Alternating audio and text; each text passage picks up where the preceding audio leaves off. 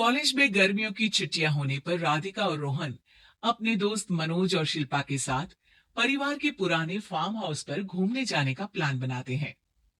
Guys, तुम दोनों को वो फार्म हाउस बहुत पसंद आएगा। बचपन से ही वो मेरी और रोहन की सबसे पसंदीदा जगह रही है। पर मैंने तो इतने सालों में तुम्हारे मुंह से कभी फार्म हाउस का नाम तक नहीं सुना। बचपन में फार्म हाउस जाते थे, लेकिन फिर अचानक सबने वहां जाना बंद कर दिया और वजह कभी किसी ने बताई नहीं। पर अब हम चारों मिलकर वहां धमाल करेंगे। इसी तरह बातें करते कुछ घंटों का सफर तय कर चारों शहर से दूर ऊंची पहाड़ी पर बने राधिका और रोहन के फैमिली फार्म हाउस पर पहुंच जाते हैं। वाह यार, ये तो बड़ा ही सुंदर है। पूरा घूमोगे तो और अच्छा लगेगा, लेकिन उससे पहले सब फ्रेशन अप हो जाओ, फिर साइट सीइंग के लिए जाएंगे। राधिका और रोहन अपने अपने कमरे में चले जाते हैं, लेकिन मनोज और शिल्पा घर में घूमने लगते हैं, जहां शिल्पा की टक्कर हॉल के बीचों बीच रखी एक पुरानी लकड़ी की कुर्सी से होती है। आह, लग गई रे माता। इस कुर्सी को बीच में किसने रखा हुआ है? अरे तेरे स्वागत के लिए भूत ने रखा होगा। ओए, तुझे बात हंसी आ रही है? जब खुद टकराएगा तो पता चलेगा। हाँ हाँ ठीक है, पर अभी तो इसे साइड में रख दे।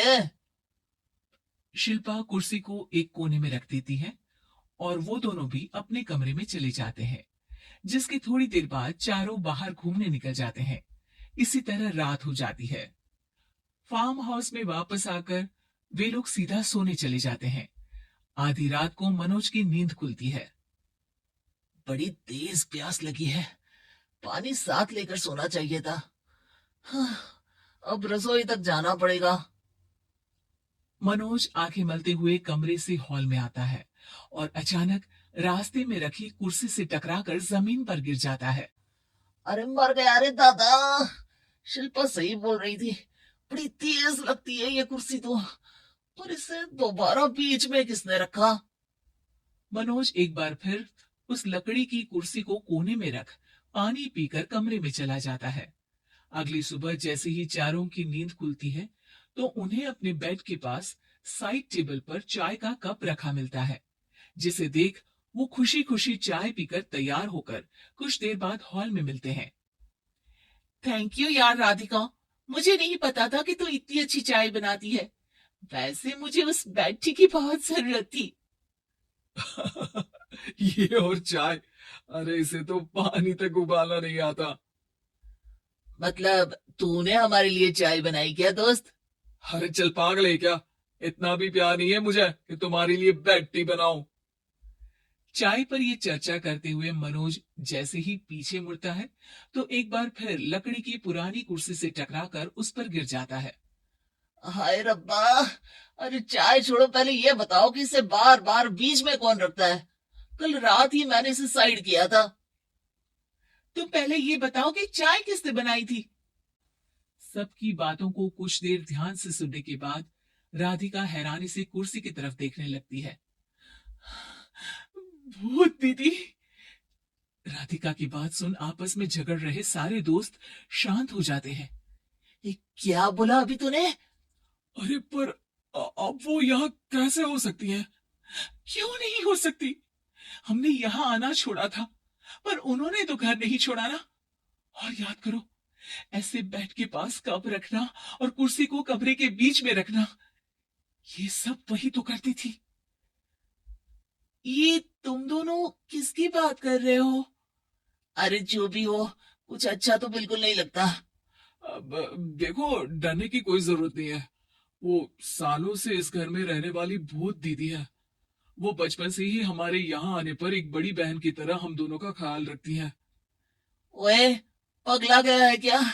शिल्पा, मुझे यहाँ नहीं रहना, तू भी मेरे साथ ही चल। ये दोनों तो पागल हो गए हैं।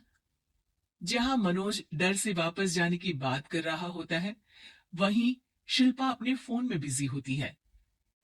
क्या तुम्हें यहाँ की सिचुएशन समझ में नहीं आ रही जो फोन में लगी हो? जिसे जो करना है करो, मैं तो जा रहा हूँ। मनोज हड़बड़ाहट में अपने कमरे की तरफ जाता है, जिसके साथ राधिका और मोहन भी उसे रोकने के लिए पीछे पीछे जाते हैं। लेकिन शिल्पा वो तो अभी भी फोन में लगी रहती है।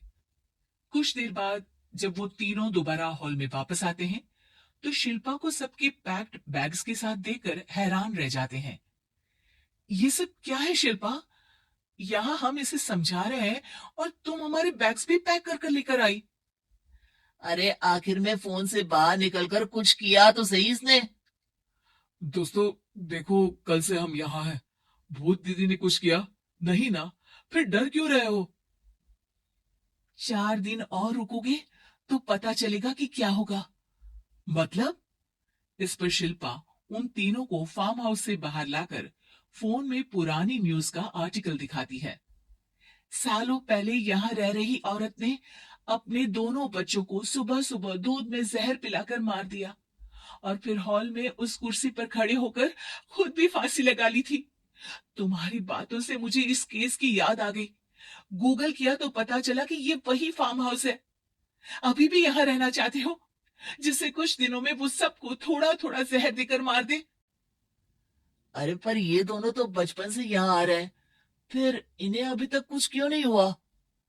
अब वो तो पापा बताते हैं कि हम आते थे। हाँ, और मुझे भी एक बार का ही याद है। वाह, और कहानियां तो ऐसे सुना रहे थे जैसे सदियों से यहीं रहते हो। तीनों ये बात कर ही रहे होते हैं कि अचानक फार्म हाउस में से एक आवाज सुनाई देती है। मैं यहाँ किसी को जिंदा नहीं रहने दूंगी, किसी को नहीं।